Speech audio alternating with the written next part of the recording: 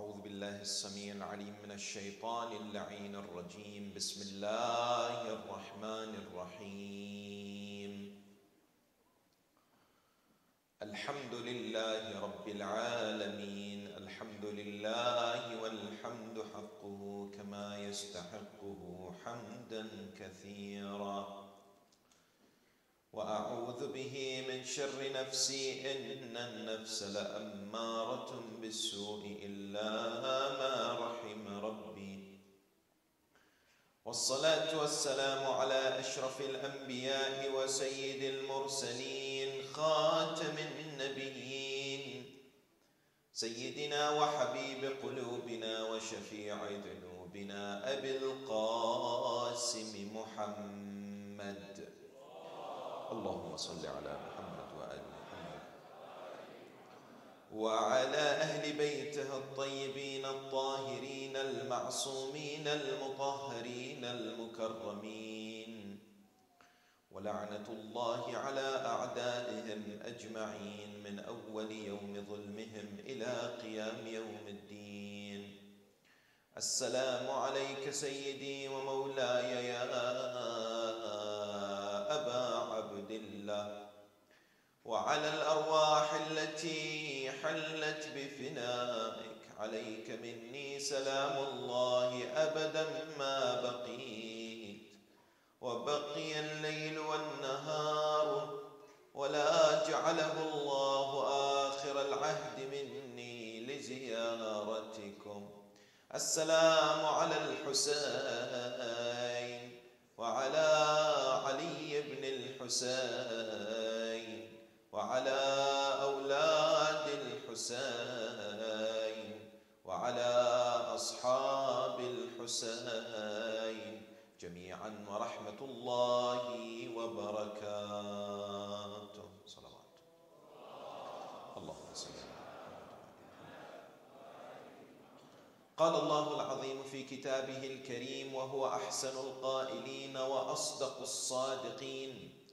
بسم الله الرحمن الرحيم. والذين يقولون ربنا هب لنا من أزواجنا وذرياتنا قرة أعين واجعلنا للمتقين إماما. آمنا بالله. صدق الله العلي العظيم. For the purification of the souls, the enlightenment of the hearts, for the hastening of the reappearance of Baqiyatullah al-A'zam, Ruhi wa Arwah al-Alameen lahu al-Fida, enlighten your souls and the atmosphere with the recitation of salawat upon Muhammad wa Ali Muhammad. Allahumma salli ala Muhammad wa Ali Muhammad. Respected scholars, elders, brothers and sisters, salamun alaykum wa rahmatullahi ta'ala wa barakatuh. It is the objective of every couple who enter into this special union. It is deemed to be one that brings about happiness, joy, bliss, and tranquility in the lives of human beings. It is desired and should be the objective of the believers to seek in order to obtain the pleasure of God as well as ultimate victory on the day of judgment. Successful marriages are indeed the goal of every couple who enter into this special union and relationship, in the idea that when people come together and enter into marriage, you will not find anyone having the objective of reaching a failed marital contract, meaning that in order for marriage to attain its objective or fulfill its goal, people wanted to be successful, irrespective of their background, irrespective of their denomination. Indeed, the goal of attaining a successful marriage is something that every single couple who enter into a marriage is likely to seek, is likely to want to have. No doubt, what a successful marriage is in reality is another discussion, in the idea that maybe it is a subjective matter, where certain individuals will have a certain understanding of what constitutes a successful marriage, whilst others will think a different manner. The first thing to ask is, of course, is a successful marriage possible or impossible? Meaning what? Meaning that many people have come to discuss the achievement of such a realization in the idea that some people say that when it comes to marriages, it is what deemed to be something which is quite challenging for many people. They have witnessed the rise of divorce rates, for example, in many parts of the world and in many communities. Here in Australia, statistics from 2015 by the government shows that divorce rates increased by 4.3% from what? From 2014. Similarly, we find people are putting off marriage. In the United States, it is recorded that in the 60s, approximately 76% or over 18s were married. Today is what? Is about 50%. Which highlights what? Which highlights that marriage as an institution is indeed in danger, because there are many fears in the hearts and in the minds of people when it comes to this particular relationship, and that they see examples before them, they see things happening, and they wonder whether a successful marriage can actually materialize. Can it actually happen? Yes? There are some who have said it is impossible. There are some who have said something like this can never be achieved because of their preconceived ideas. There are some who have said, well, you can try. For example, Socrates, the famous philosopher, Greek philosopher, what does he say? He says, by all means, get married. If you marry the right person, you're happy. If you marry the wrong person, you'll become a philosopher. That is according to this particular individual.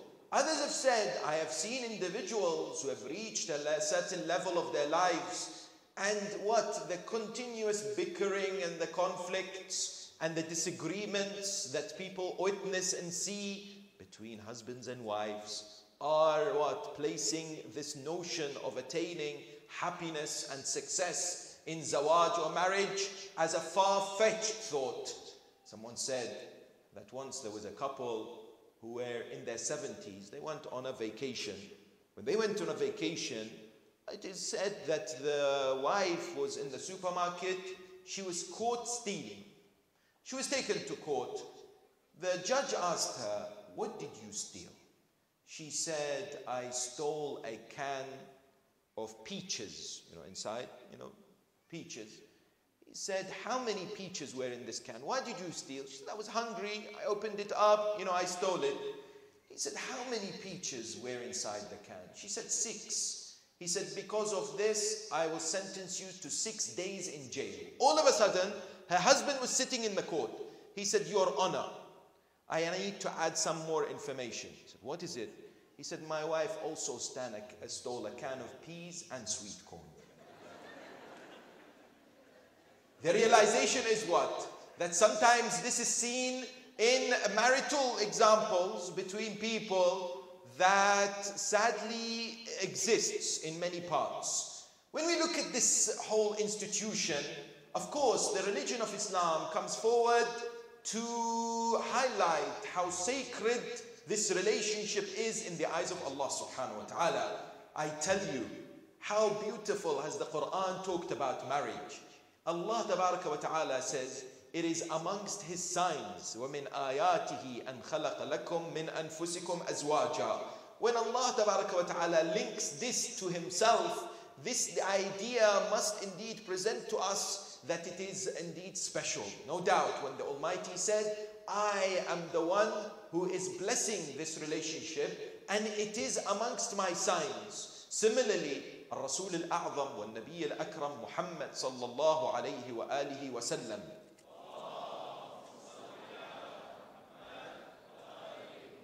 In a narration says, ما بني في الإسلام بناء أقدس عند الله من التزويج. Yes, there is no institution in Islam that has been built that is more sacred in the eyes of God than marriage. Because indeed, through marriage and the correct procedures and the right way of interacting between the husband and wife, the community and the society is built on healthy foundations, on strong basis, no doubt. Similarly, the narrations tell us that the salah of an individual who is married is 70 times more worthy than the salah of the bachelor. Narrations tell us that there will be a greater number of people punished in Jahannam who are bachelors than those who are married. Narrations tell us that through marriage, rizq increases, and there are people who have actually tried this and have seen this in reality. Therefore, the emphasis to marry is present in the religion of Islam. Yes, it's highly recommended. Ulama say that on secondary considerations, al-anaween al-thaniya in fiqh, they say marriage can sometimes become obligatory if the individual is committing sins, if the individual is falling into error and disobedience of God by not being married, then marriage becomes obligatory upon them. Sometimes some of our brothers and sisters, they struggle when it comes to convincing their parents. They say, you know, I need to get married. They say, you're too young. You're not yet, for example, qualified as a professional. You're not yet in the state financially to be married. They struggle. One of the areas is that, God forbid, if there is a committing of dhunub and sins, indeed our ulama are quite clear on this area, that the marriage indeed must take place to safeguard one's religion, no doubt. So therefore, the question must be presented, and that is what? And that is a successful marriage in the eyes of the religion of Islam, through modern day as well, tips and recommendations. Is it something that can be achieved? And if it is something that can be obtained, how do we look for it? How do we attain it? Because sometimes when you discuss this subject, those who are not married, they say, you know, it is not for me. I'm not yet married. I'm not in that zone yet. And those of our brothers and sisters, may Allah bless them, in their 40s and 50s, alhamdulillah, who have been married for so many years, they think it's not for me. Yes, my marriage is good. My marriage is, alhamdulillah, intact. Yes? No, the subject is relevant for all. Why? Because those who are seeking to get married need to prep themselves and get in the stage of preparation from this moment, in that it is not about understanding the prerequisites later when they perhaps find their spouse. Similarly, those who are married, there is a need to continuously maintain the marriage. There is a need also to be exemplary role models for others, especially for the children. Yes? Therefore, it is a subject that is relevant to different people at all different age groups, for example, and phases as far as marital life is concerned.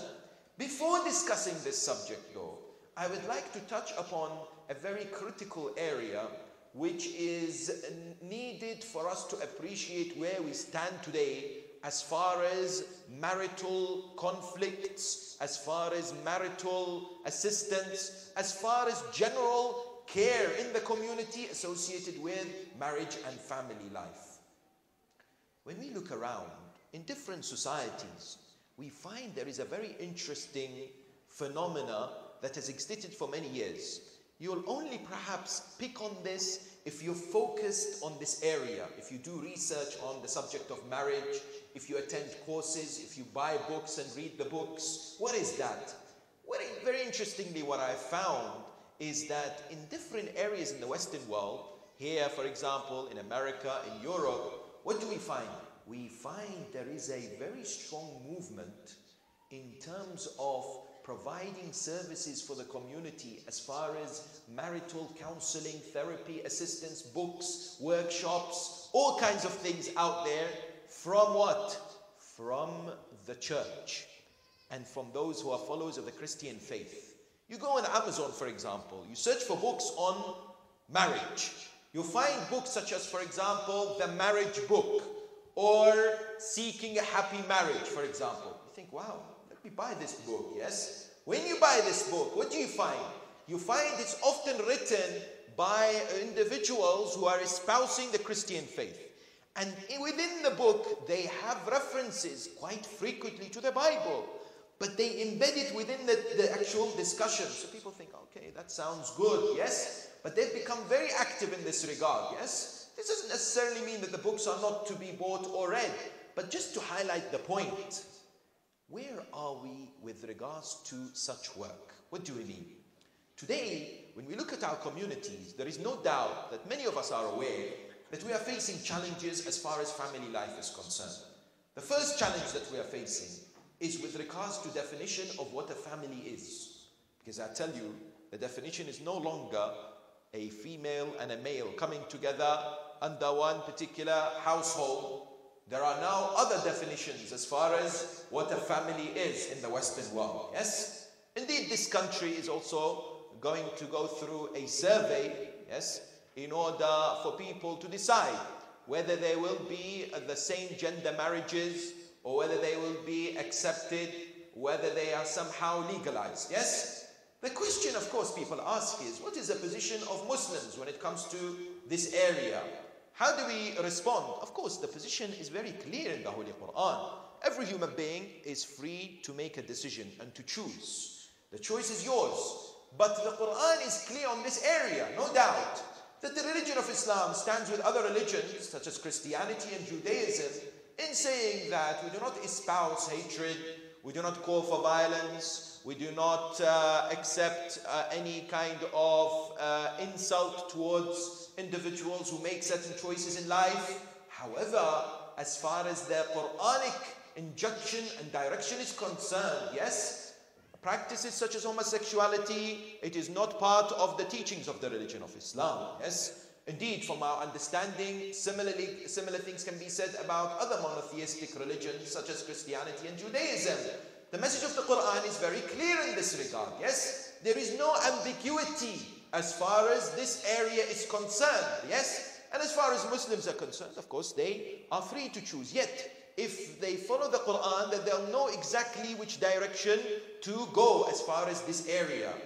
The other challenge that we are facing is what? The conflicts that we keep hearing about, or people like myself and others have to deal with on a very regular basis. The breakdown in family relationships, in marital dealings, for example, between the husband and the wife, challenges with child upbringing. All this poses a very important question. What are we doing as scholars, as leaders in the community, as businessmen and women, as those who are, alhamdulillah, blessed with wealth, as those who have the opportunity to do something? What are we doing with regards to this area? Are we waiting for others to somehow formulate and bring about and instigate some change in society and make things happen? Or are we beginning to what? To start to be proactive in this area? Let me give you a few examples. Within the discussion surrounding spouse selection, what are we doing in order to facilitate this process for our brothers and sisters? Because I tell you, the method that has been going on for years may still work, yes. May Allah bless our mothers. They go to the weddings. And they indeed come back with a report, a bulletin, on Al Jazeera. It is called the marriage report. They come back and say, I saw this person and I saw this person. What do you think about this person? And what do you think about this person? From my personal dealings with some of the brothers, they say, I don't like this method anymore, yes? I would like to be able to choose the person myself. Yet today we are facing a realization that as far as tools are concerned, in order to make this process something which is modern and in line, of course, with Sharia, and it's acceptable as far as teachings of the religion of Islam is concerned, perhaps we have not invested, and we have not researched, we have not presented various options available for people. Number one. Number two, when it comes to dealing with conflicts in marriage, when it comes to couples wanting help, where do they go to? No doubt, often they go to Alemaan and scholars. And may Allah bless them and reward them. But I will be honest and brutal in this point. Because, alhamdulillah, I'm blessed to be within the area, or one of my interests is the subject of marriage, yes? And the work that we do in Europe is specifically with this regard, the workshops and the courses. One area that I would like to present is our ulama, by and large, alhamdulillah, they're aware of the Islamic laws and how to, for example, present what is right and what is wrong Islamically. But how many are trained in counseling and therapy? How many are able to be called marital therapists, yes? And have gone through proper training on how to deal with marital conflict when, for example, they're presented with various different challenges, yes? This is a very pertinent, important question. Sayyid al-Shuhada, Aba Abdullah al-Hussein, salawatullahi wa salamu alayhi, made it very clear, do not stagnate in your movement in life. Constantly look for reform. Don't just accept whatever's being presented out there. Look for this change. Go for introspection. Dissect what your behavior, personally, community, society. We have to analyze. إني لم أخرج أشرا ولا بطرا ولا ظالما ولا مفسدا ولكنني خرجت لطلب الإصلاح في أمة جدي أريد أن أأمر بالمعروف وأنهى عن المنكر. The movement of the Imam, with something we should constantly remind ourselves, is to reform for the better. We should not be afraid of the word reform. Yes, we need to be able to move.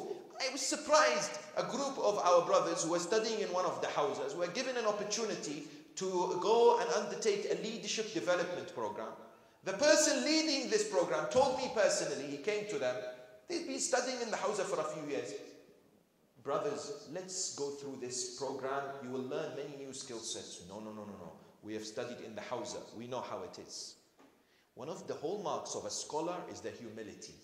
Their eagerness to constantly learn. Not to say I'm above this, yes? It is of the utmost importance that we encourage our ulama, we encourage our scholars, we encourage people who are in this field to have the proper accreditation, to have gone through the courses, to have gone through the various different methods of learning the tools, the latest tools and techniques to deal with these challenges. Similarly, when you look at, for example, mediation, as far as a difficult time of divorce is concerned, yes, this is all part of what we need to think about. I ask you, how many marriage institutes do we have here in Australia?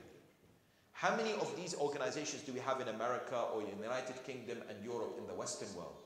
Where people will think, you know what? I want these publications. I want these helps. I want this phone line that I can call when I have a problem. I want this chat service where I can connect to when I have this challenge or issue or fiqh example or challenge. I want to go and see this scholar or this psychologist or this therapist. Yes? I want to be shown how I should save my marriage. Today, don't wait for someone to come and do this. The challenge is upon every single one of us, no doubt, yes? Let's not wait for example, leaders of the community or anyone else out there to initiate such a process. We need to think about these things. We need to build for the future of our community. We need to ensure that as far as future generations are concerned, we have thought about necessary tools for them to what? To enhance this very important relationship that exists and needs to be protected and needs to be developed. Yes? Let's have a look at this idea. The first point to indeed present and question is, as far as marriages are concerned, what are the causes of marital breakdowns? Why do marriages fail in some instances? Why do we find that in some cases people simply give up and either separate or move towards what? Move towards, God forbid, divorce. Why? Each and every one of us will perhaps be able to come up with a reason. According to different statistics, different surveys and data across the world, one of the most fundamental reasons for marriage breakdowns is financial difficulties. People face challenges as far as making ends meet. People, for example, are under extensive pressure when it comes to what? Spending in the household. And I tell you, subhanallah, sometimes we see that this materialistic society out there has had an impact on many different areas of our lives. And one of them is on marriage. In which way? that sometimes there is the pressure to keep up with the Joneses, as they say, yes? Continuously get this idea and do this and travel to this place and get this car and so on and so forth. The pressure can be relentless and places great strain on the relationship between the husband and the wife, yes? And what do you find? You find because of this materialistic driven tendency, there is pressure on the wife to work as well as the husband. So they're both working, yes? Less time to spend with each other, less time to focus on areas they can build their love and their relationship with each other.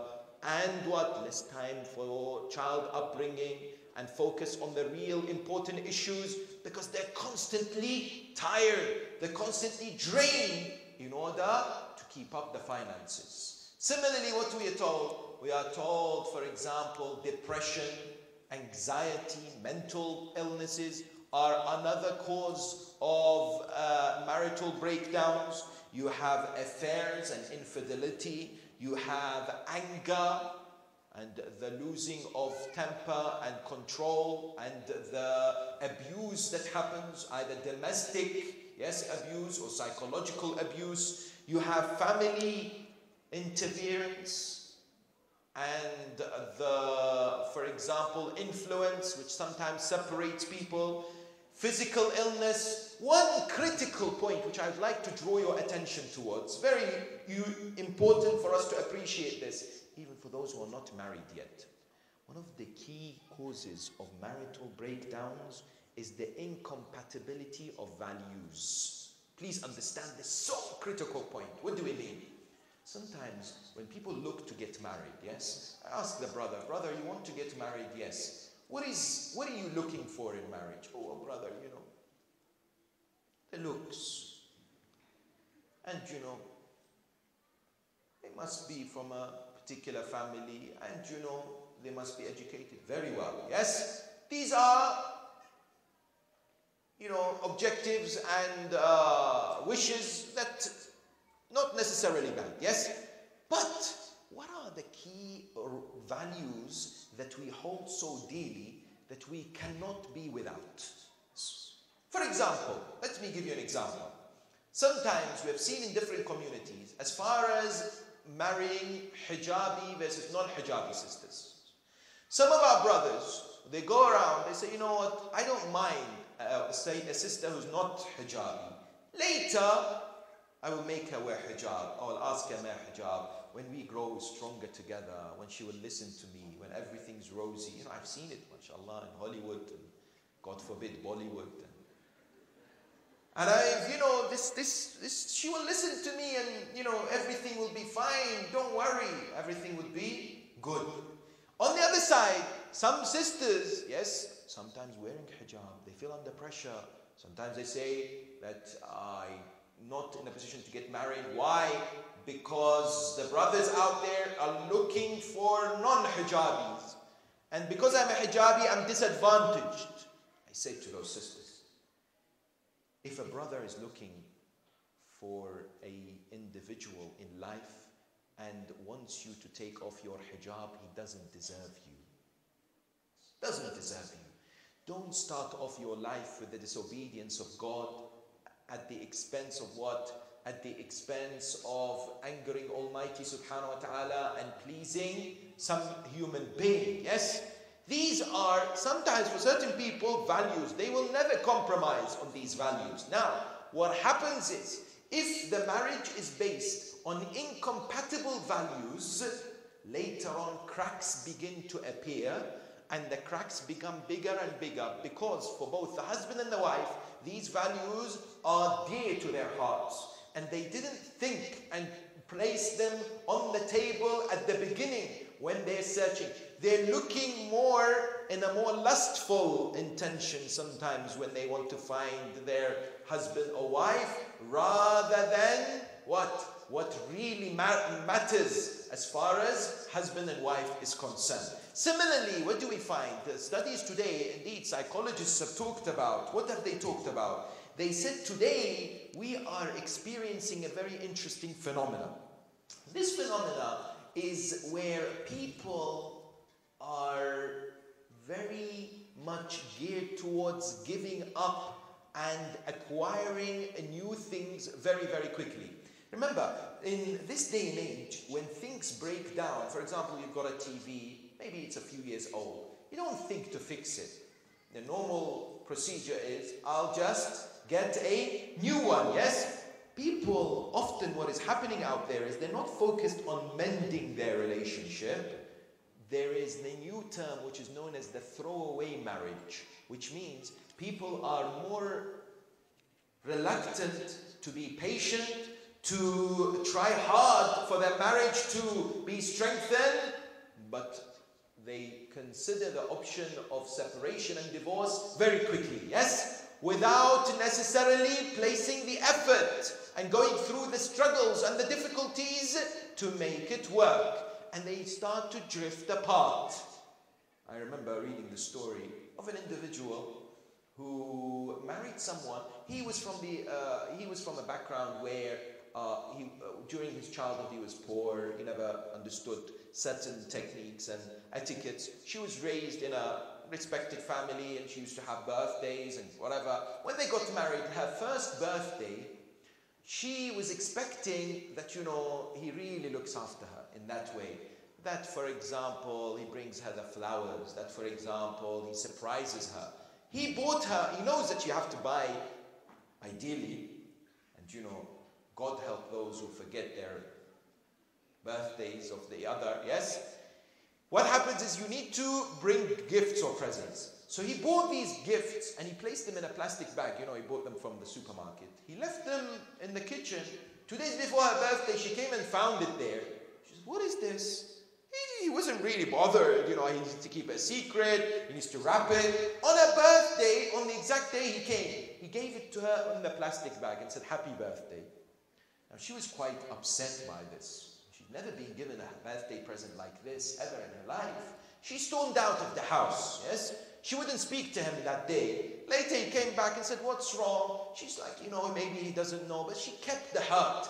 But there was what? There was no discussion of this issue and they began to drift apart. She began to think that he doesn't really love me because who would do this to their own wife? He began to think that, she's a very complex, difficult person. Who wouldn't accept this gift? I bought her a gift, she should accept it, right?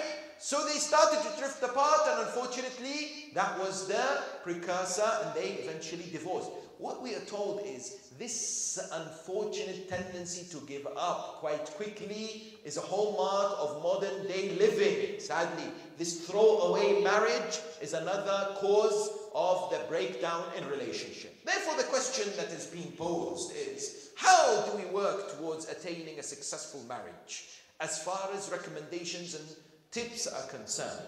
Ultimately, the most important factor that must be kept into consideration in the eyes of the couples and anyone out there who ventures into this very important journey in life is to make God, Allah subhanahu wa ta'ala, the center stage of marriage. Please understand and appreciate this very pivotal point.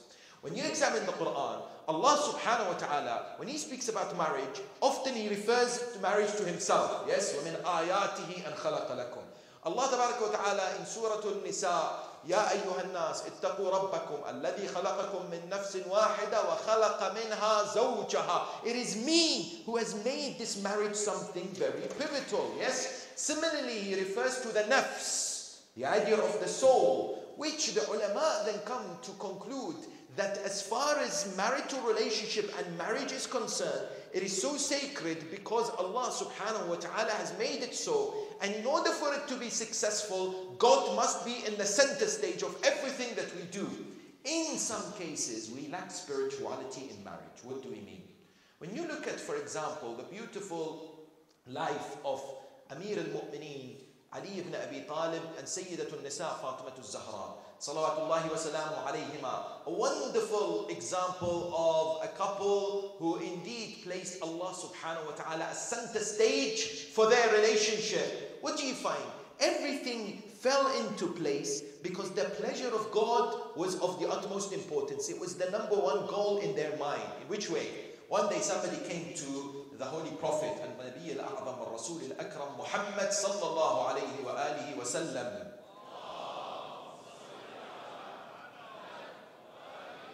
And when he came, he said to him, I'm poor and I'm hungry. Can you please give me some food? The Prophet asked his family, his wives. They said, we don't have anything. Amir al-Mu'mineen was in the mosque. He said, Ya Rasulullah, I'll take him home. Now, Sayyida Fatima, salamullahi alayha, did not know that this man is coming, yes?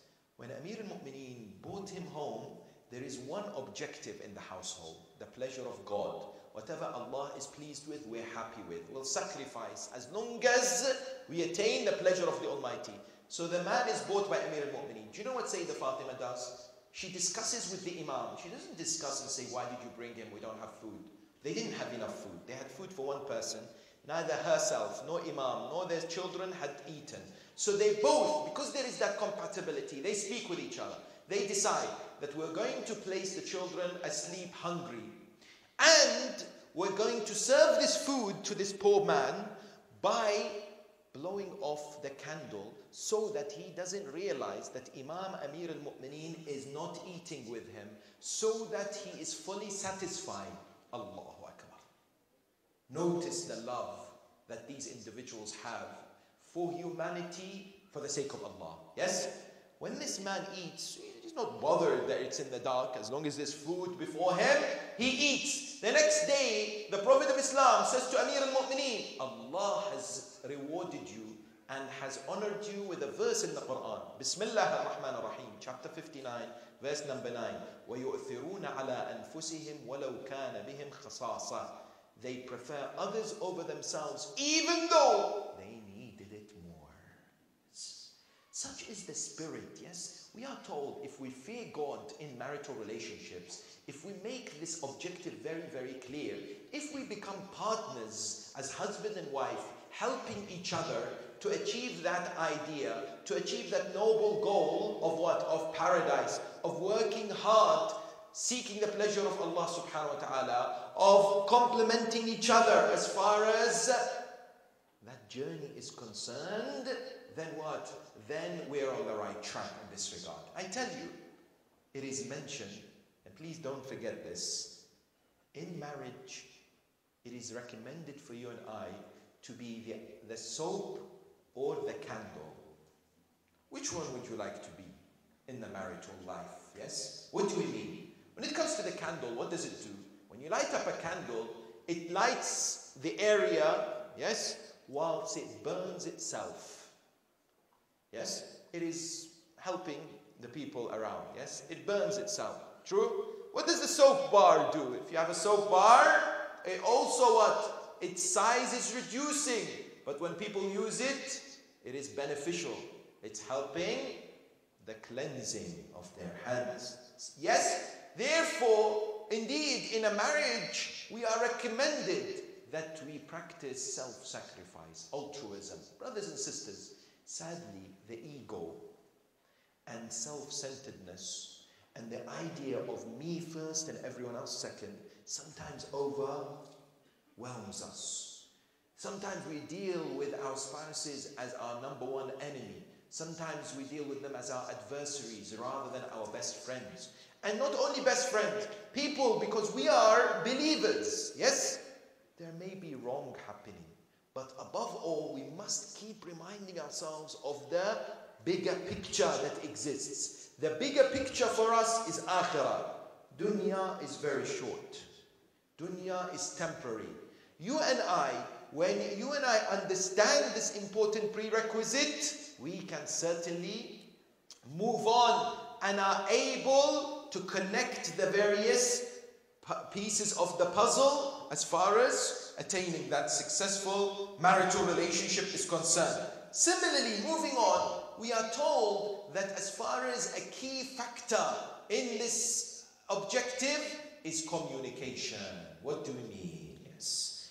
Studies have shown many a times breakdown in marriages is a result of a breakdown in communication. But I tell you, communication is a very huge area. People often say, what are you talking about? 3 fundamental things of great importance. Number 1, the spending of time together. What do we mean? In this day and age where it's so busy, we're constantly on the go. We're either on the phones, when we're eating, we're engaged. Yes, people are on the phones too, or distracted. There is a need for us to have protected time as couples. Time where quality interactions takes place, yes? It is designated and something that is presented and looked after, and it is something that happens on a frequent basis between the husband and the wife. And even if sometimes we have to compromise on our other activities, on things that we like to have and do, but marriage is more important. And to preserve the marriage is more critical. That's number one. Number two, talking. What do you mean? Imagine that, for example, there is a person, a husband, who's sitting before a television screen. When they sit before a television screen, their wife is sitting next to them. The wife is talking to them. They've come back from work, yes? The husband is saying, yes, yes, I know, yes, no doubt, yes, I agree, yes. And they're watching the TV, flicking through the channels. Oh, did you see this? Oh, look at this. Oh, really? Yes, yes, yes. And all of a sudden the phone rings, yes? He picks up the phone. Oh, mashallah, Habibi Hassan, how are you? Long time, no see. What's going on? The wife is thinking, hold on a minute. I've been talking to you for the last 10 minutes and you're just, yes, nodding. Now your friend calls and you're giving him your full attention, yes? Rasulullah Muhammad sallallahu alayhi wa alihi wa sallam.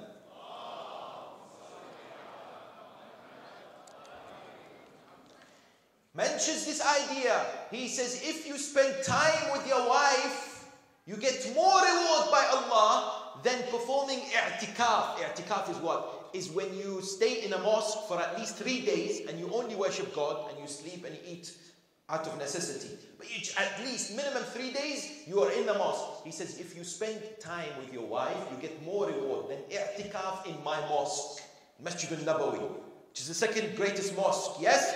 This is not a small matter.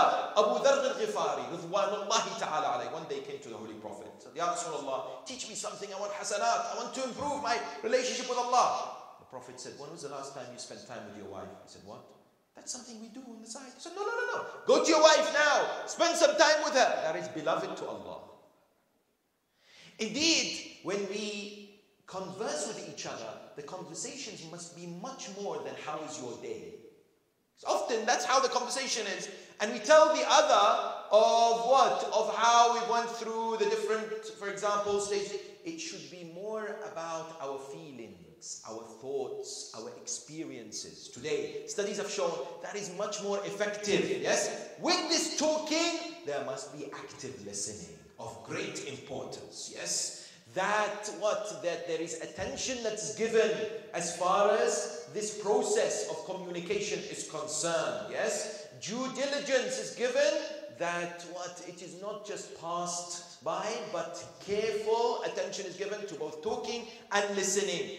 But similarly, when it comes to this, there is a need for us to appreciate, and this is vital and should be part of any course. You know, in certain countries, I'm told in Malaysia, even in Iran, they go through courses before they get married. No doubt. This is very, very important, yes? They go through these training, because like anything else in life, you want to learn to drive, you need to go through a course, yes? You need to be taught. What gives us the assurance that I know how a marital life is? I tell you, most people don't. You know why? Because Allah Ta'ala has created the males and the females differently. They are different. And sometimes some of our brothers, as well as some of our sisters, they get the shock of their lives. The first year, second year in marriage, they say, oh my God, I didn't know it's like this. I see my mother and father in a particular manner and I thought that's how marriage is. Yes? The realization today is what? Today we have textbooks, we have instructions out there to highlight not only the physiological differences between males and females, but the psychological, the way they think, the way they expect certain factors in life, yes, that needs to be mastered, that needs to be developed. The greatest challenge happens in the first 8 years of marriage, yes. That is where it is deemed to be, for example, the most breakdowns and difficulties and arguments that happen, because people have not grasped the idea of the opposite gender. I give you examples. There are works that have been published in this regard. Yes, you and I have come across some of these works perhaps, that highlight the difference between the male and female in the way they interact. Yes, as an example, it is mentioned that women, females, are what? Are process-oriented, whereas males are solution-oriented. What does this mean? The husband comes back from work. When he comes back from work, he comes home. The wife has had a very tremendously difficult day. She's had a very hard time. So she says to him, you know, the day that I've had. He says, yes. She says, in the morning, the vacuum cleaner didn't work. And then I tried, I was cooking, and then I was speaking to my mother, and the chicken and the rice was burnt because I left it and I didn't realize it was on the oven. Yes? Then what? Then I got a call from school that our son was in trouble. I had to go to the head teacher. Yes? Normally, the male who is solution-oriented, what does he say? The response to the wife, that is normally, but it's not the right response, is don't worry, I'll fix the vacuum cleaner, we'll get a takeaway, and I'll sort out our son. But it is more likely that the wife was looking for empathy, attention, and someone to relate to her, rather than just solutions being presented. Yes? It is more likely that she wanted that sentence from the husband, I'm so sorry to hear this, you're going through so much, may Allah bless you, I pray for you. Yes. Things like this, yes? It is different to the first thing that comes in, because that's how men work. Yes, that's how men work. You know, when people, the males, they speak to each other, immediately looking for solutions, how to do things, right? Similarly, we are told that when there is a problem, the female comes to the male, the wife comes to the husband and says, you know what, I'm upset. Oh no, she doesn't look happy. The husband comes to her and says, are you okay? She's like, yeah, I'm okay. He says, very well. He moves on. The realization is no. The wife wants the husband to say, hold on. No, you're not okay. I want to know what's wrong with you. Tell me. Give me let me find out. Is it this? Is it this? Have I done something? Yes? It is the call from the wife to say, investigate further. Don't just walk away. Ask, yes? Whereas the husband, the male, when they're upset, they go into a cave. They go, into isolation. Yes? That's how we've been presented with modern day understanding of the different setups of the males and females. This information, I'm just giving you the tip of the iceberg. We need to know so that we are able to communicate with the other effectively. And one of the key factors when it comes to successful marriage is to understand love. My dear brothers and sisters, please pay attention to what I'm about to say. When you and I converse with others, when we have a conversation, we need to have the understanding of the language that they speak. Otherwise, if I speak to a Chinese person who doesn't know English, I come and speak to them English or Arabic, they stare at me and say, what are you talking about? Yes? In order for that person to understand me, they need to understand my language. Similarly, we are told, as far as love is concerned, which is a prerequisite for a happy, tranquil marital relationship, love, there are languages to express love. There are ways in which the husband and the wife present their love to the other. Sometimes what happens is, if we don't master the love language of our husband or wife, we are barking at the wrong tree. Meaning that we're doing something, we think we're expressing love, but the other side is not necessarily receiving it, because that's now not how they expect to be loved. Yes? Let me give you an example.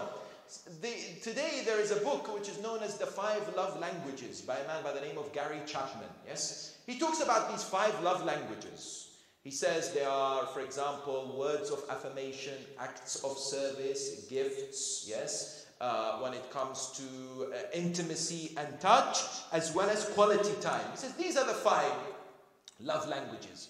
Sometimes a husband presents a gift to the wife, she's not really looking for that gift, yes? She's looking more of him providing some chores in the household. That is an act of service. That will mean much more to her than what? Than, for example, words of affirmation, when he will express his love towards her, yes? How do we find out each other's love language? Very simply, there are tools online, yes? There are ways of asking each other out of these, for example, and others. How do you prefer to receive love?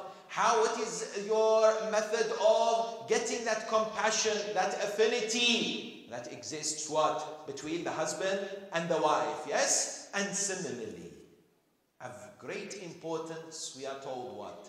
We are told that in a marriage, in most marriages, there are conflicts that will arise. There are disputes. There are disagreements. And these disputes and disagreements, by the way, are not necessarily bad.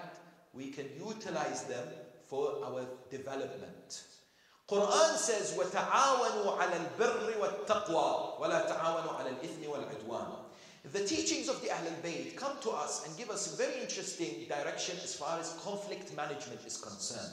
Some people say, let's face it, in a marriage, there are instances where people fight with each other, and it is not unusual. So, we need to learn how to fight right. In which way? Let me give you a number of examples. We are told that sometimes there is a false notion in the minds of certain brothers and sisters that when they get married, they want the other person to conform to their own vision of how their wife or their husband should be.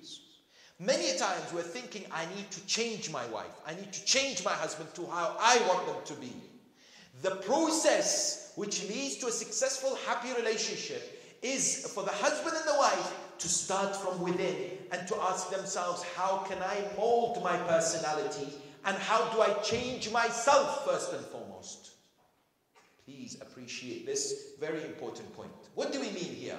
In many cases, when we don't like something that is happening between the husband and the wife, we feel disgruntled, we feel upset, we start having what? Thoughts, we start being remorseful and so on and so forth. But the realization is there are different ways to come out of this by looking at ourselves and how we can adapt to the situation and compromise and work together to come to a meaningful solution together. No doubt, in many cases it requires both the husband and the wife. But if we do it for the sake of Allah, many a times if the husband or the wife is stubborn, God forbid, and they're not willing to change, let's not be afraid to change. Yes. We're not necessarily perfect when we enter this relationship. Yes, it is marriage is the combination of two imperfect human beings coming together to attain perfection in Jannah. That is what it is. So we indeed become the mirror of each other in that, as far as this notion of dealing with conflict is concerned, there are some tips that are presented out there. The first is, let's choose the time for our arguments or disputes. It is said today in studies, the evening is not a good time. People are tired. People are depleted of their energy. So we are told, pick the right moment. Because sometimes people will say things that they don't necessarily mean. Yes? Secondly, if we do not address the problem of anger that we sometimes express, yes? And the words that we choose, there is no justification for insult. Don't say, yeah, she said this about me, or she said this, or she mentioned this. Marriages should not have any form of what? Abuse or insult, yes? Between the husband and wife. It is not right. It is haram. Remember, you're dealing with a mu'min and a mu'minah. They have the sanctity, they have the sacredness. Just because they're your wife doesn't give you the green light. Just mention certain words against them. And similarly, when it comes to the wife too. But, do they happen? Yes. How do we react to it?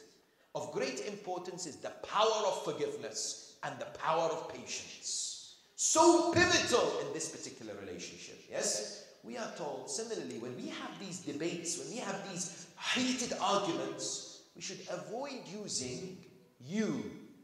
We should instead use I. I am disappointed. I wasn't expecting this. Not you are this. You are how this. You never this. Yes? Similarly, there are certain words that should never be used when it comes to conflict, and that is always and never.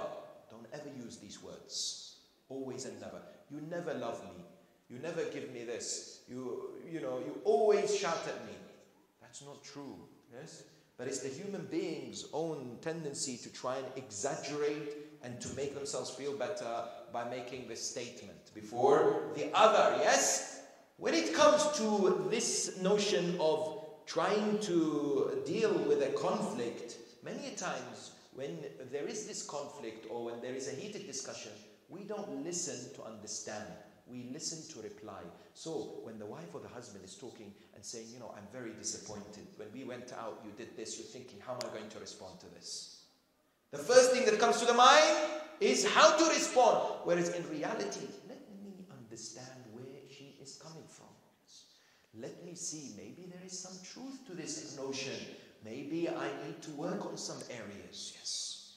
Therefore, the realization emerges, and that is what? And that is, these are some of the factors and some of the ways in which we can look. And I end with this point. There is so much more that we can say. Like I said, these are all tips of the iceberg, but we need to investigate. We need to research, yes? We need to find out more. There is the love languages, and there is also the apology languages. Meaning what? Let's learn how and which language to address the other when there is a heated disagreement. What do we mean? We are told today that as far as dealing with conflict is concerned, there are different ways of expressing an apology. Sometimes some people would say, I am sorry. Sometimes some would say, I was wrong. Sometimes it is, what can I do to make it right? Sometimes it's, I won't do it again. And sometimes is, will you forgive me? Now, it could be others, yes? We need to sit down and decide what is the best way. How do you prefer when it comes to these areas, when it comes to expressing apology? Yes. And when you and I express apology, it is not a matter of weakness. People think, I never say sorry because that means she's won and I've lost and I can't bear with that.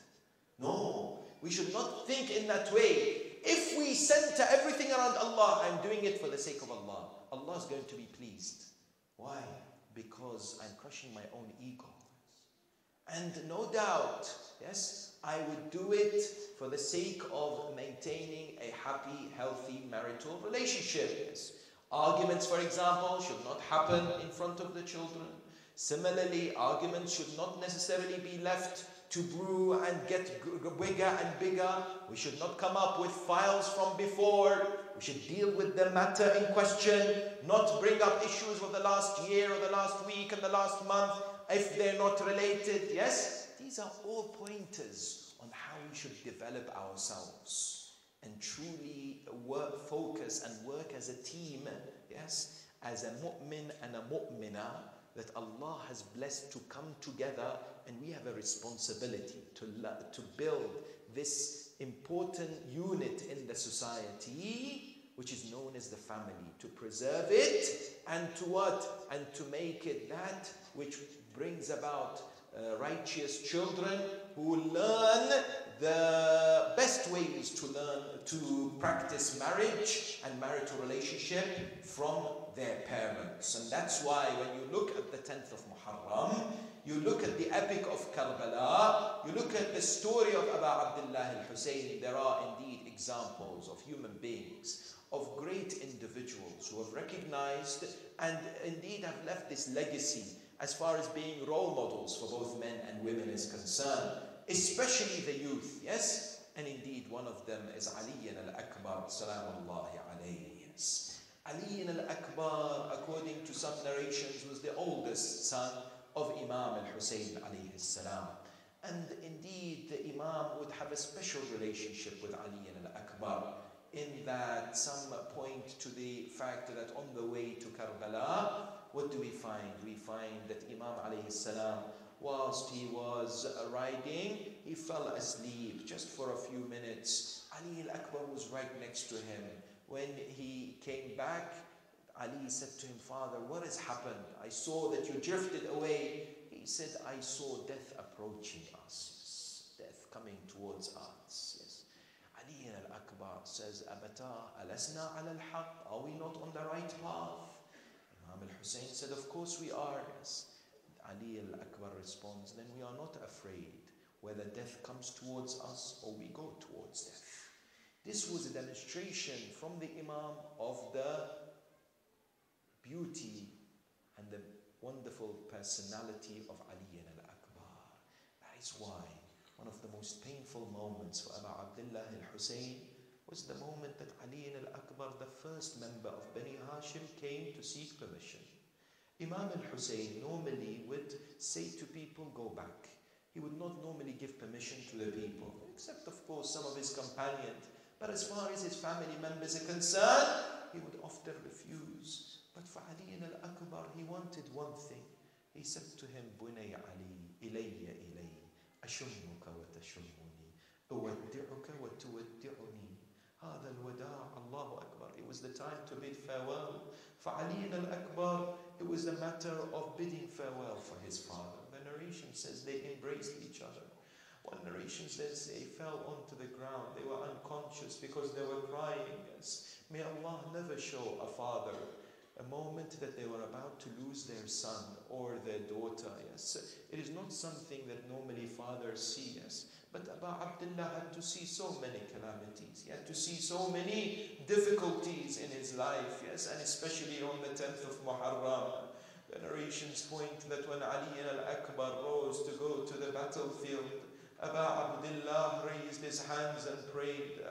He said, Allahumma ashhad ala ha'ula'i al-qawm faqad baraza ilayhim ghulam ashbahu an-nasi bi rasulika sallallahu alayhi wa alihi khalqan wa khuluqan wa mantiqa. This man that has emerged now to the battlefield, Ya Allah, be witness against these people, because he resembles Rasulullah in his appearance. He resembles the messenger with his akhlaq and the way he speaks. Every time we wanted to see Rasulullah, we would look at Ali al-Akbar. This would happen in Medina. People would come. They say, we missed Rasulullah. How does he look like? They would be told, go to the house of Hussein. There is a man by the name of Ali al-Akbar. He resembles Rasulullah the most. This is perhaps something that was even more heartbreaking for Imam al-Hussein alayhi salam. Ali al-Akbar goes to the battlefield. He fights valiantly, courageously. The thirst is heavy on him. He's still fighting. According to some narrations, his mother Layla was there on the plains of Karbala. Allahu Akbar. The mothers out there, they know how difficult it is to see their sons go for the final time and lose their sons. But Layla wanted Ali al-Akbar, wanted to see him one more time. She came out of the tent. She saw Abu Abdullah. She saw the face of Hussein change. She said to him, my master Abu Abdullah, has any harm fell upon my son Ali? He said to her, there is an enemy who had come to fight him. I'm afraid that he will hurt him.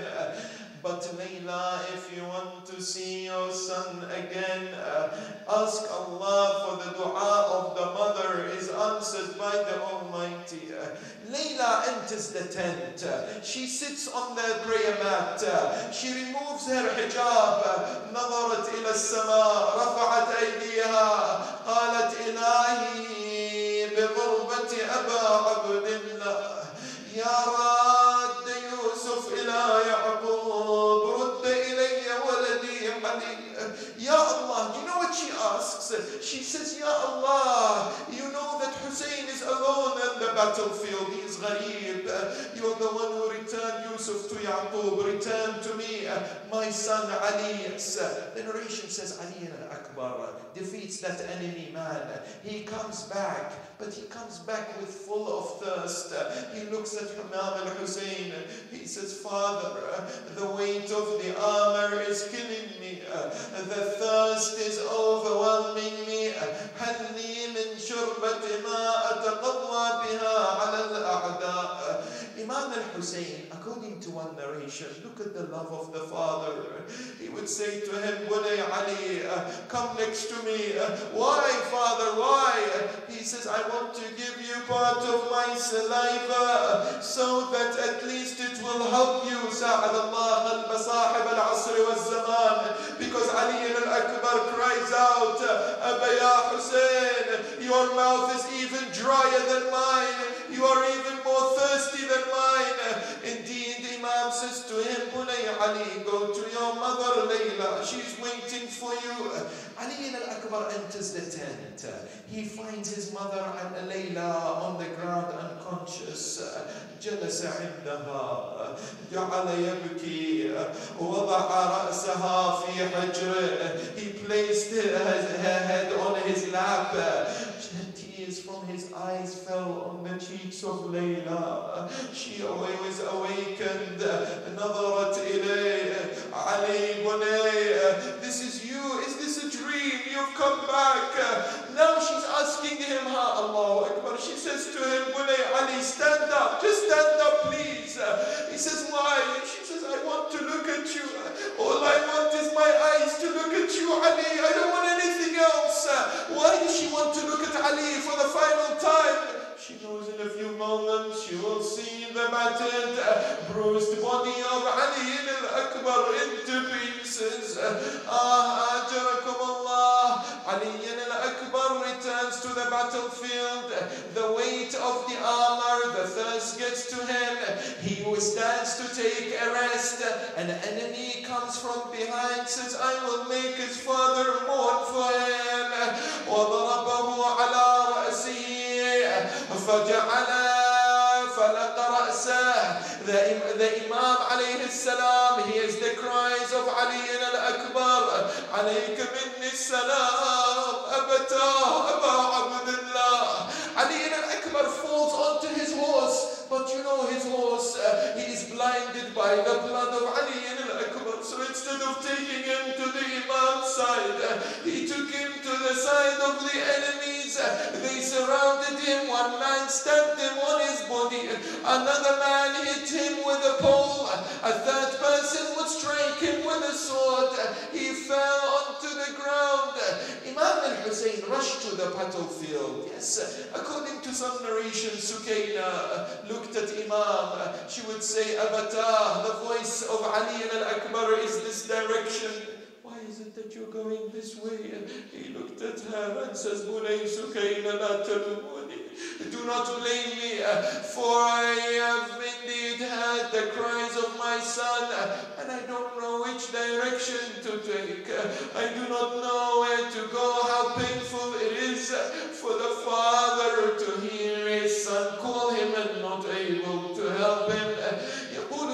The poet says, when Imam was going towards his son Ali al-Akbar, جعل ينظر إلى النجف, and he looked at the direction of Najaf, and he started to say, Father Ali, you lifted the gates of Khaybar, but you never had to lift the body of your son. He came next to his son Ali al-Akbar. جلس عنده جعل ينظر إليه قال بني علي على الدنيا بعدك العفا. Oh Ali, what is the worth of this dunya when you have left? Now you've left your father alone in this world, and your father can't help you. But at that moment, he saw Ali al-Akbar smiling on one direction, and he saw him grieved on the other. Allahu Akbar. He asked him, Bunay Ali, why is it that you smile, and why is it that you are grieved? He says, Abata, Ya Aba Abdullah, ala yasari Rasulullah. I see Rasulullah قد سقاني بشربة من الماء لن أظمأ بعدها أبدا. Rasulullah has given me water, I'll never be thirsty again. وعن يميني جدتي فاطمة الزهراء وهي تلطم وجهها وتصيح وحسينا وشهيدا ومظلوما وغريبا. فاقت روح علي الأكبر رحم الله من نادى وعليا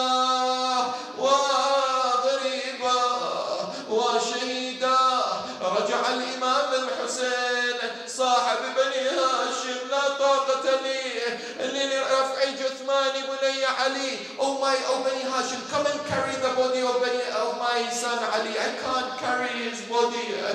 But at that moment, Layla comes out and says, where is my Ali al-Akbar? Let me see the body of Ali. They placed the body of Ali in a tent. Zainab, the Rabab, of this, indeed Layla, they all come out. They come inside the tent. They look at Ali al-Akbar. Aywa, Ali, oh son Ali, what is it that we're going to do after you? How can our eyes see your body, Ali? Yes, Imam Zayn al-Abidin says that when I came to bury my father, Abu Abdullah, I looked at the body of my brother Ali al-Akbar, and I saw how his body was torn into pieces. Sa'ad Allah,